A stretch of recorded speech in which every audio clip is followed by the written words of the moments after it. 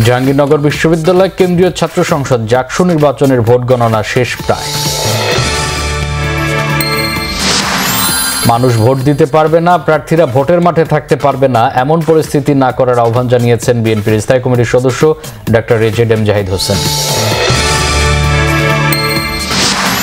প্রধান উপদেষ্টার প্রেস সচিব শফিকুল আলম বলেছেন, ডাকসু নির্বাচনের মতো আগামী ফেব্রুয়ারির জাতীয় নির্বাচনও শান্তিপূর্ণ হবে। দু একটি ছাড়া বাজারে বেশিরভাগ পণ্যের দামে স্বস্তি ফিরছে, কমতে শুরু করেছে চাল ও ডালের দাম। চট্টগ্রামের মিরসরাই উপজেলার ঠাকুরদিঘি এলাকায় সড়ক দুর্ঘটনায় বাবা মেয়ে নিহত, আহত 4 জন। মুক্তিপণের দাবিতে অপহরণ হওয়া 9 জেলেকে দস্যুদের হাত থেকে উদ্ধার করেছে কোস্টগার্ড।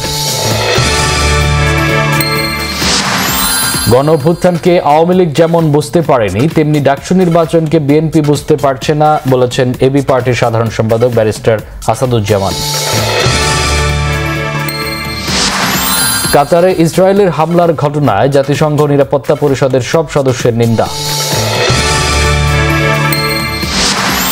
8 দলের এশিয়া কাপ ক্রিকেটে শিরোপা প্রত্যাশী পাকিস্তানের মিশন শুরু আজ, প্রতিপক্ষ দেশ ওমান।